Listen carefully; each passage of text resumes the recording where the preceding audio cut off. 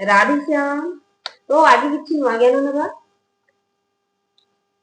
ब्रह्मण्याधाय कर्माणि संगत त्वक्ता किरति य लिप्यते न सो पापेन पद्मपत्र मिबाम्भता। एठी कह जे जेउ लोक सकल कर्म परमात्मा ठारे समर्पण करी ओ आसक्ति त्याग करी कर्म करती पद्मपत्र जेपरी जल द्वारा लिप्त हुए नहीं सेमाने सही परी पाप द्वारा लिप्त हुअंती नहीं। एक बहुत भल कथा कहते जे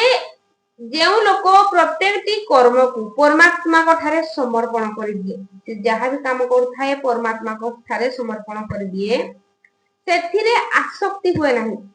से आसक्ति रहे नहीं त्याग कर दिए तार कर्म को जेमिति पद्म पत्र रे जल रहिले पद्म पत्र सहित तार कौन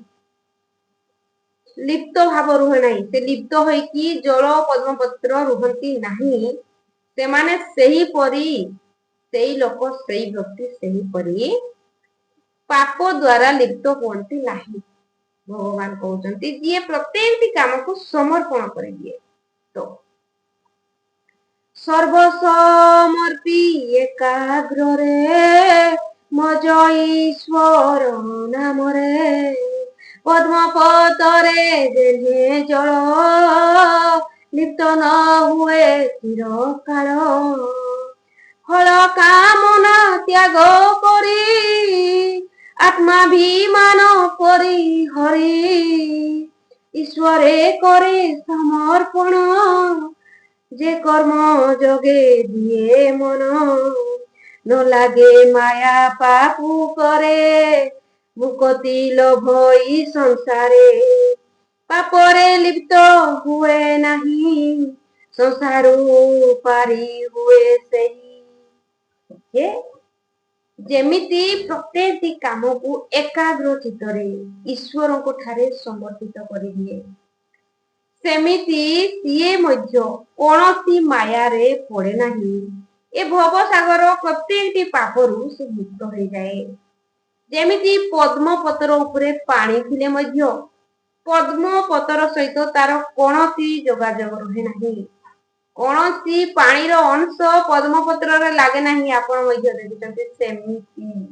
सही प्रकार रे ए मनीष जहाँ भी कर्म करे जेते बेले समर्पित हो जाए भगवान को ठारे ता कर्मर फल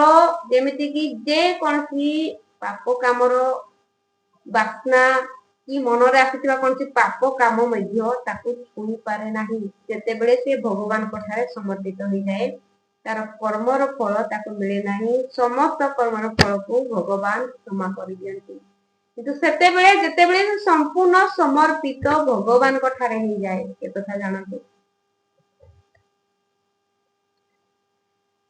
कायेन मनासा बुद्धा केवलयेन्द्रिय यरपि योगेन कर्म कुर्वन्ति संग तत्त्वात्म सुधेय। एठी कहउचंती जे